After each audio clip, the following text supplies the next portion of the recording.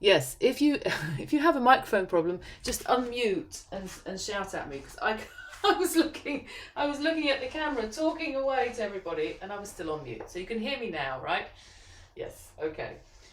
Yes, as I was saying, we're broadcasting to Facebook Live and to Zoom today. So hopefully now the technology will work now that I've unmuted myself. And I was just saying that if possible, have a belt, yoga belt, or any kind of tie, yoga blocks, blankets, cushions, but whatever you've got in the home will be fine to use. And also a wall, because we're going to use the wall space as well. But we'll just start off by sitting. Actually, you can use the bed as well, anything that you can lean your foot on, basically, in a moment. We'll start off by sitting with a bit of breath awareness. So have a bit of height to sit on so that you can really elevate your spine, that your legs are nice and relaxed, either in cross-leg position or straight forwards if you can't cross your legs, or you can sit in a chair and place your hands beside you.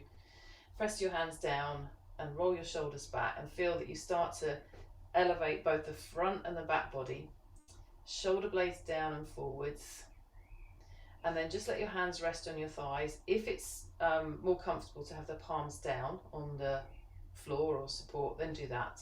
Otherwise, have the hands on the thighs and just close the eyes for a moment or two and relax your breath. So breath awareness is the first stage towards what we call Ujjayi 1, which is where you observe your breath.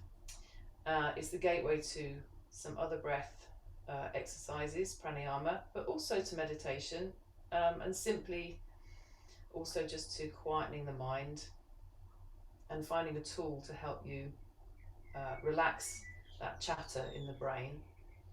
So just start off by observing the way your body's feeling this morning, without any kind of judgment or criticism. Just observe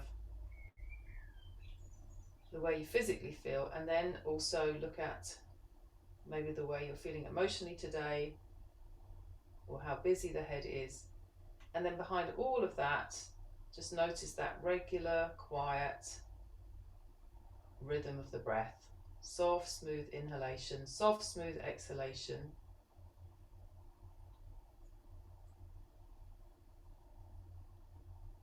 Keeping the mouth, tongue, jaw, throat relaxed. Eyes softly closed if possible. If you prefer having the eyes open, have the eyes open. But try to fix your point on a spot without looking around the room, a spot that's directly in front of you. Just a few more soft inhalations, soft exhalations.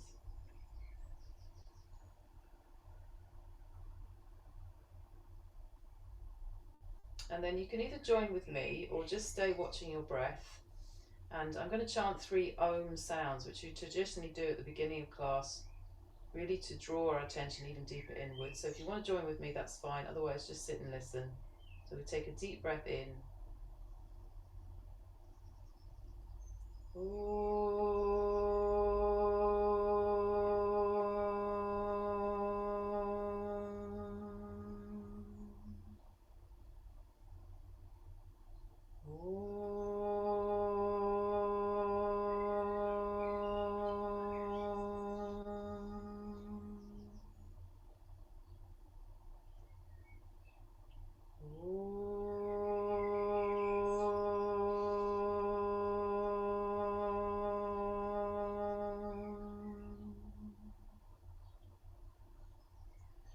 And then you can exhale, release the head down towards the heart, release your hands and raise your head, open the eyes. Okay, and extend out your legs. So we'll start off lying down. You might want to have a little look first, because what we'll do is we'll lie down with the legs bent so that you can adjust your buttocks away from your lower back, adjust your shoulder blades away from your neck, and then stretch the legs out. Keep the eyes open to start with, and then if possible you're going to take your arms over your head like that. Now if you can't get your arms to the floor, then it's a good idea to have something like a pillow or a cushion or bolster or something, or yoga blocks, so that you can rest your hands on something so that you're not struggling to get your arms down. Okay, keep the arms shoulder width apart. Stretch out from the where the legs meet the body, the groin area, stretch from the inner groin, that's the inner upper thigh, to the inner heels, and stretch your toes towards the ceiling. So you're activating your legs, you're activating your arms, and creating space in the trunk. Try not to have the arms bent. So as much as you can, create that space. And anyone with shoulder problems, you can take the arms either slightly wider or out to the sides, even parallel to each other, or even just keep the arms stretched down beside you if you've got a serious shoulder impingement. And then you can close the eyes, but keep that sense that you are extending from, well, actually think about extending from the navel region in two directions. One direction in the direction of the arms, the other direction in the direction of the legs and the feet. And then you're creating that lovely space inside the body. Keep your mouth, tongue, jaw, throat relaxed. Take some deep inhalations, and as you exhale, stretch a little bit more. Do that one more time. Long, slow, deep inhalation. Exhale, extend a little bit more. And then bring the arms back beside you and walk your feet in, bend your knees towards your chest, and hold around either the back or the front of the knees. If you've got knee problems or lower back problems, it's sometimes better to hold around behind the knees so you don't over pull, and also you keep the space behind the knee. And then if you can, stretch your left leg away along the floor, keeping your right knee towards your chest, shoulders down, chest open. And then repeat on the other side. Left knee towards your chest, stretch your right leg away, that's it. Open out the back of the right leg. Keep the left foot nice and relaxed. So we're not pushing that heel on the left foot, we're extending the heel on the right foot because that one's doing traction, but the left leg is quite relaxed. And then once again, both knees to the chest. Okay, put the feet down. And we're going to go to a pose called Supta Padangusthasana. Now this is where you might have a belt handy. If you don't have a belt, you can do this without, but you also need something to rest your foot on. So I'll show you first so you can just see. Yeah, so you've got that bed there, Gemma, so that would be, or the sofa I think it is, that would be quite handy. So what you're going to do is you're going to bring the leg out to the side and rest it on something. But this side of your body, the left side, should be straight. So watch that you don't sort of shift your shoulders over. Keep this whole side of the body in a line, and then this foot comes onto the wall. Or you can use the belt and use the belt to hold the foot like that. Okay, so find a position where you can maintain that. I'll stay here so you can see what I'm doing. That's it. Yes. Yeah, so as long as the leg's resting, that's fine. And also keep the pelvis level. So you don't want to take the leg so that it rocks the pelvis. Okay, you want to keep the pelvis level on the floor. Now, if the leg falls below your hip height, that's not a good stretch for your back. So if that happens to you because you can't get the leg up higher than your hip or even anywhere near your hip, bend the leg so that the thigh bone is a bit higher than your hip. Yeah, that's it. That's it, Linda, like that. And then let it rest against the wall if you can. Go a bit closer. Yeah, like that. Okay. And then if the foot's resting, then you can stretch your arms out to the sides. You don't necessarily need to hold the leg unless you feel you need that extra support. You can close the eyes again. Take some deep breaths. Feel that the right thigh is rotating from inside out. That means that the toes of your right foot will point slightly down towards the floor. Yes, that's it. And that creates the right rotation in the hip socket for this pose. Good. And you can do this pose. You can put the timer on, you can start with a minute, you can progress to 1.5 minutes, 2 minutes each side.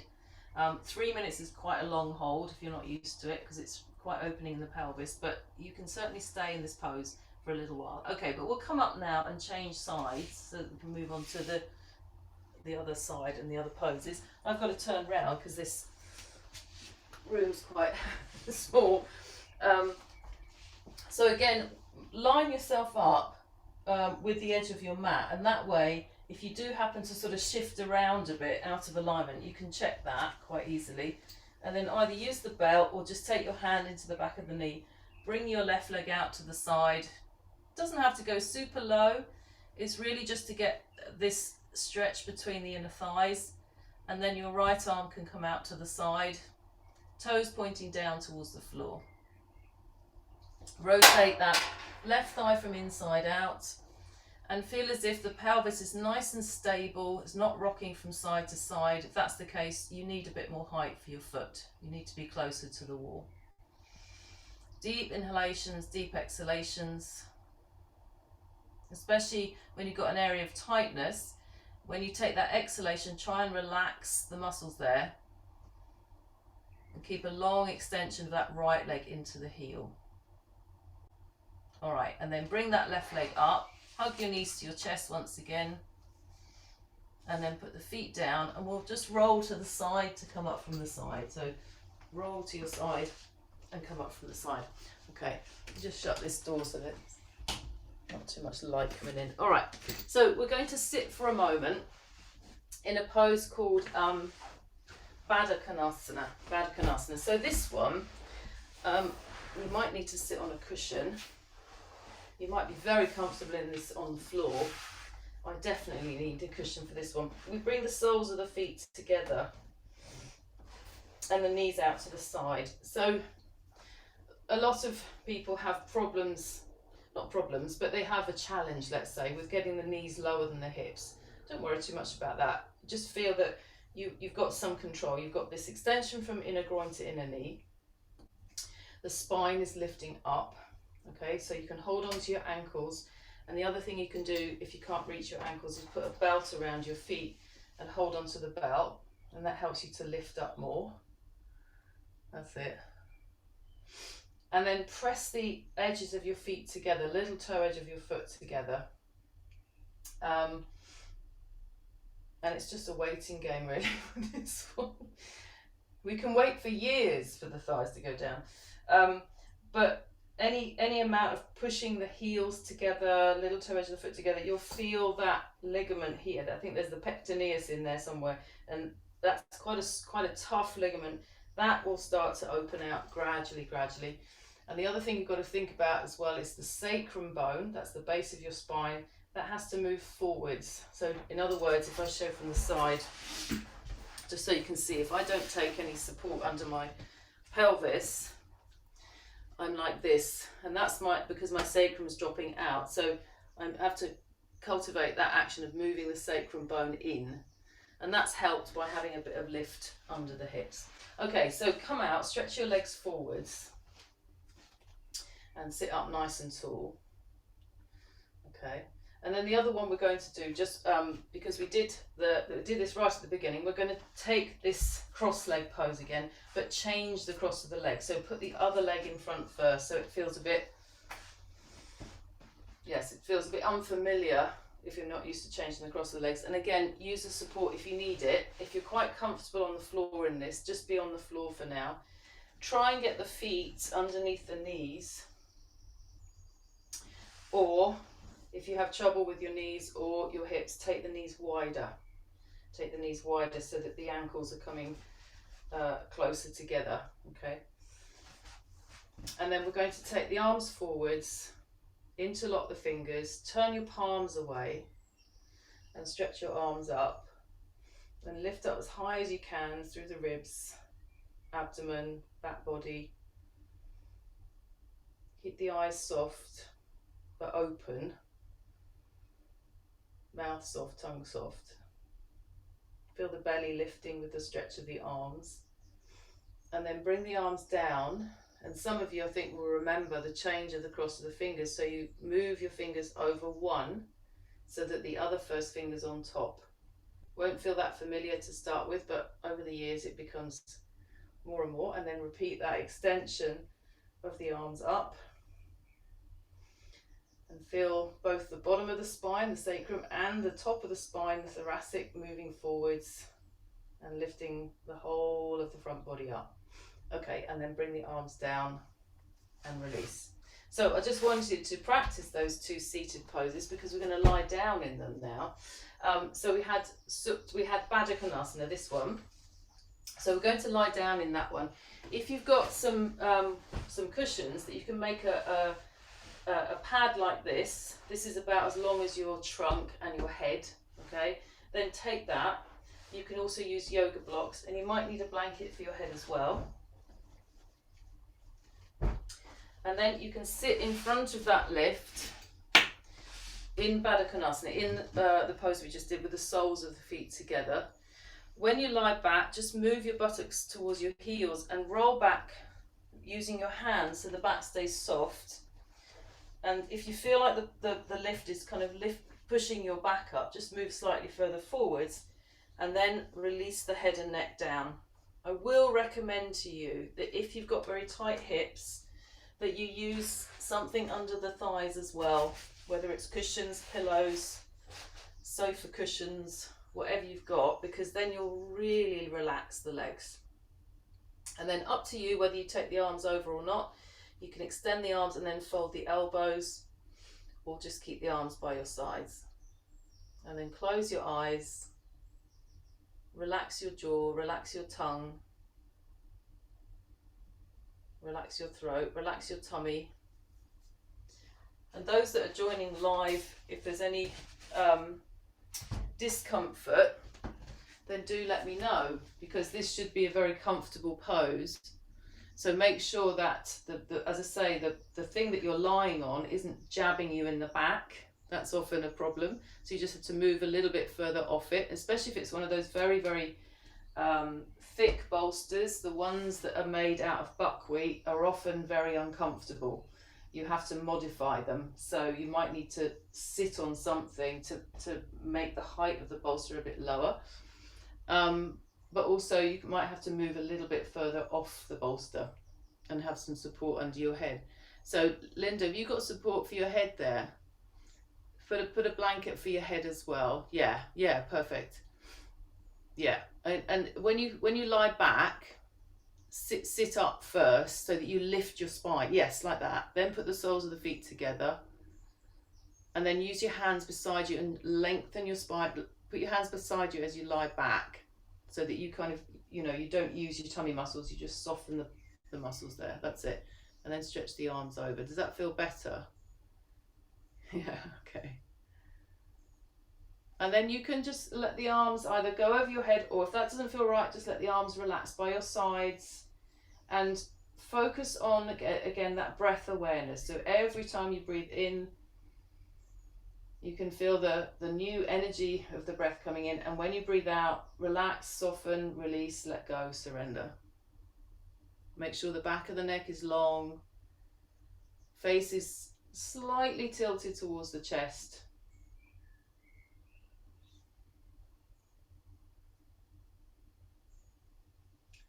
All right, and then you can place your palms flat to the floor. Use your hands, push into the floor and sit up. And then stretch out your legs. And of course you can do that pose for a lot longer, but this is only a 30-minute session. And as I said, if you're doing it for longer, just to re-emphasize, put supports under your thighs, and then you'll be able to stay in it a lot longer. Okay, so the second seated pose you did was the cross leg one.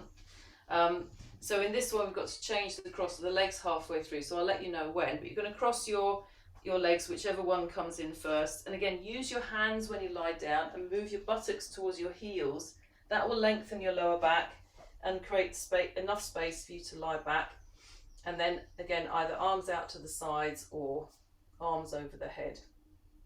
And it's called Supta Swastikasana, and Supta means supine.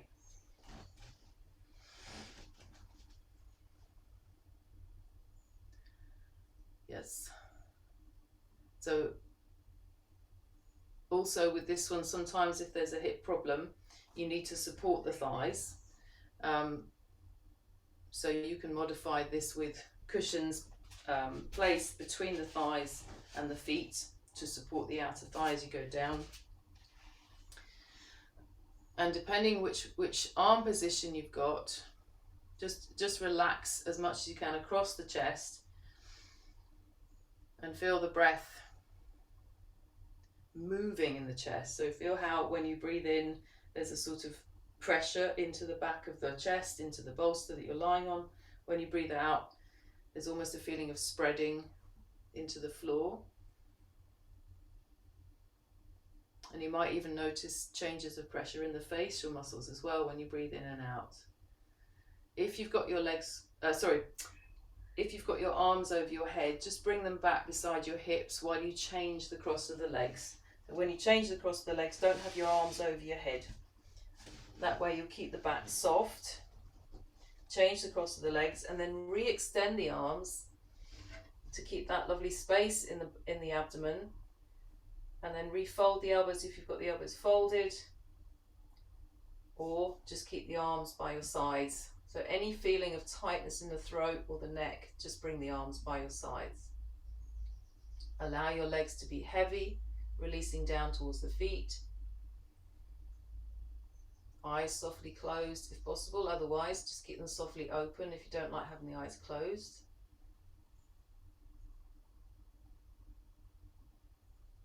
And just let that smooth, soft rhythm of the breath flow through you.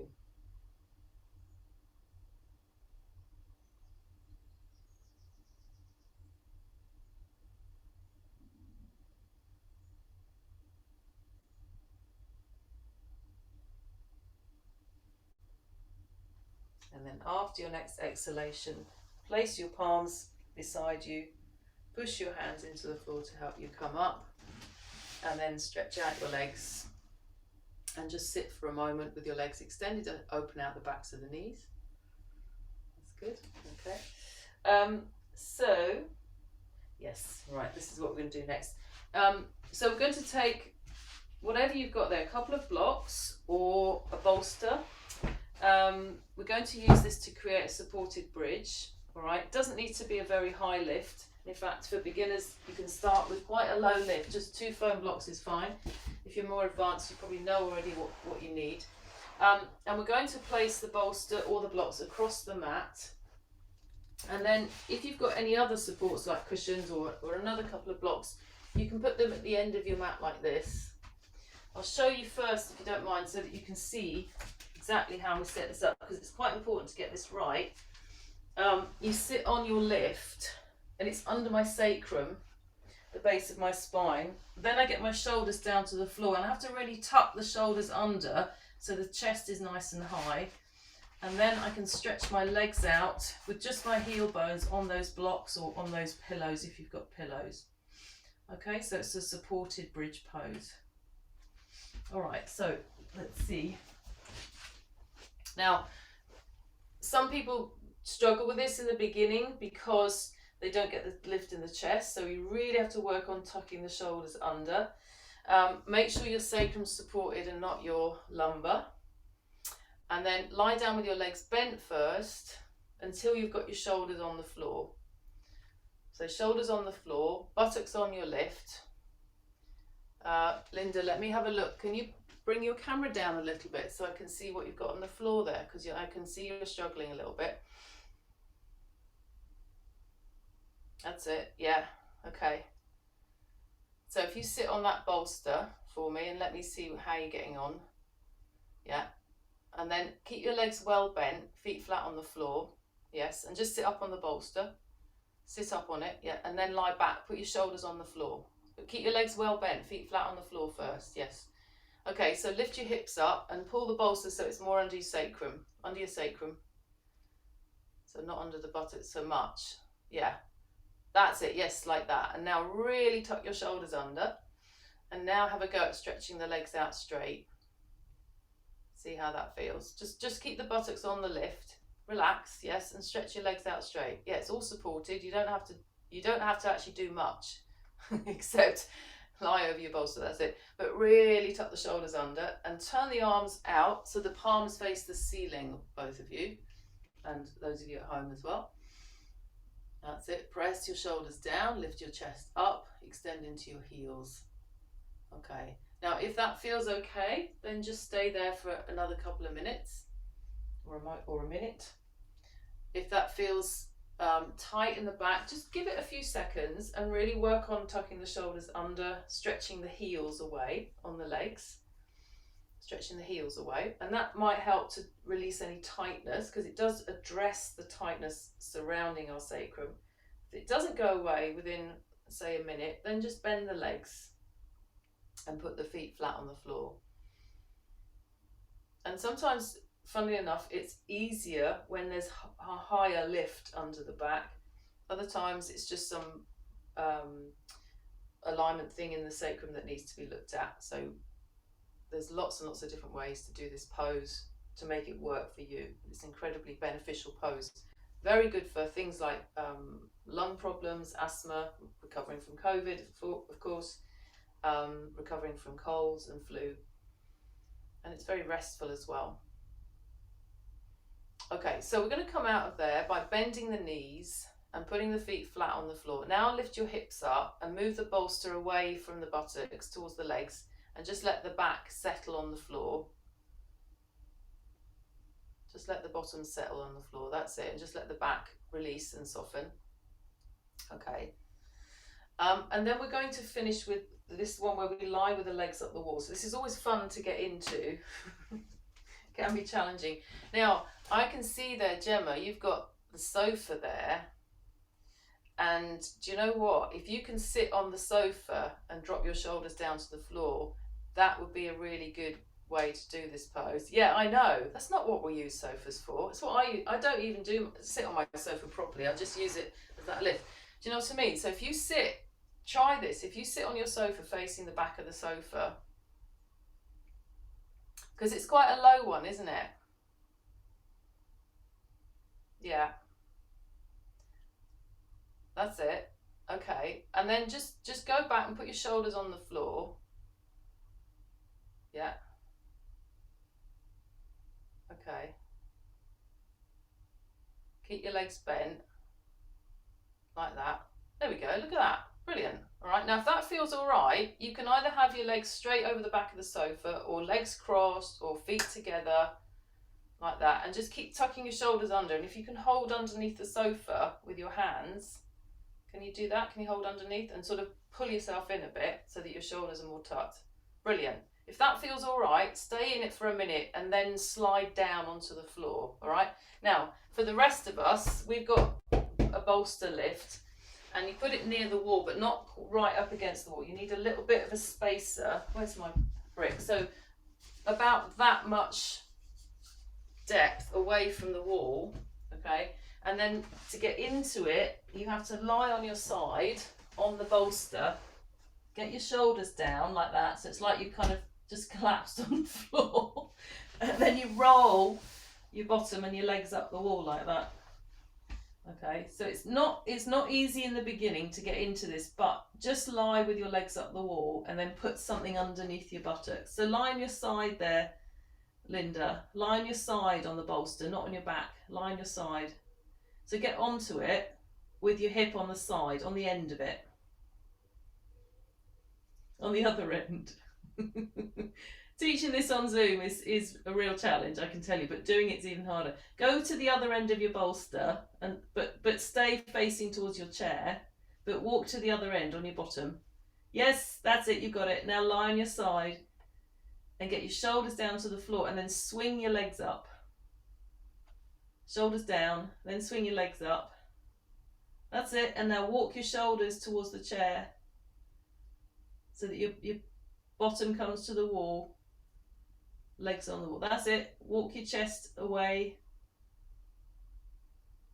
Almost. Okay. Now, can you put your feet flat on the wall? Bend your knees. Yeah. Lift your bottom up. And shift that bolster so it's under you properly. Shift it so it's under your hips properly. Yes. Brilliant. Well done. And then put your bottom down. Stretch your legs up. And then relax. I think half the reason this is so relaxing is because of the effort to get into it. It's just such a relief. Keep your shoulders tucked under. Let your legs extend up. Close your eyes.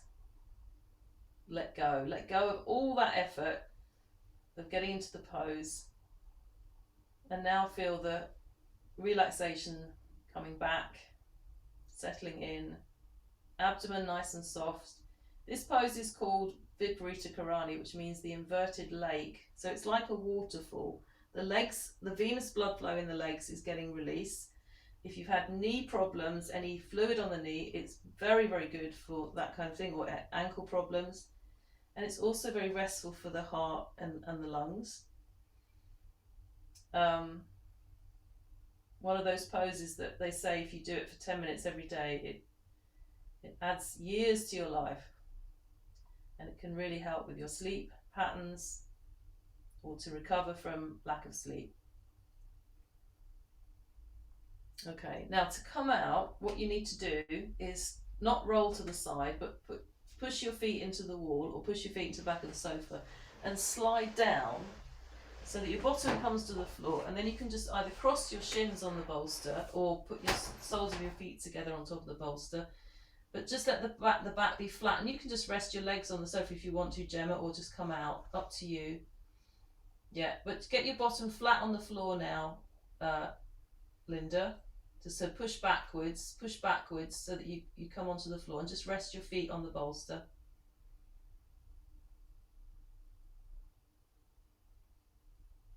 That's it, yes, exactly right. Soles of the feet together, knees out to the side.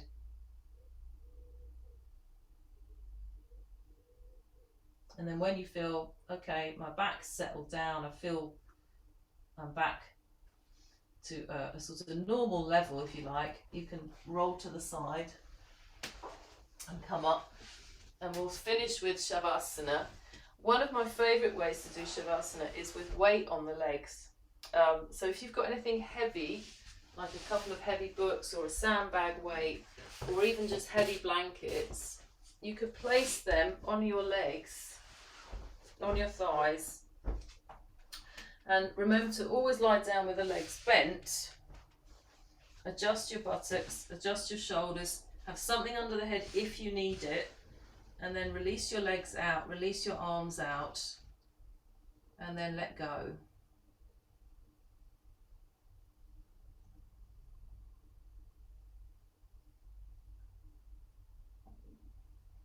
And see that the arms and the legs surrender first, because they're the organs of action. They're called the karmendriyas in yoga, and they carry us around.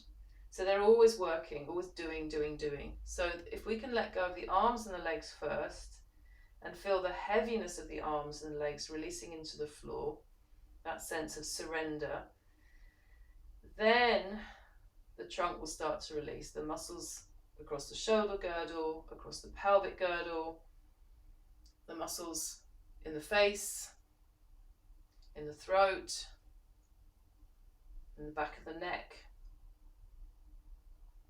the abdominal cavity, all of those areas releasing and softening. And allow your brain energy to quieten.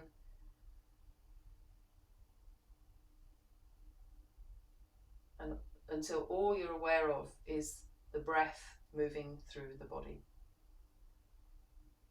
Soft, smooth inhalation, soft, smooth exhalation.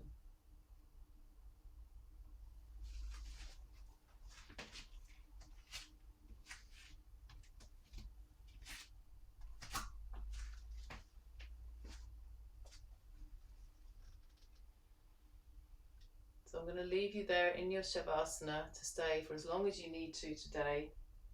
Have a great weekend, and I'll see you next time. Bye for now.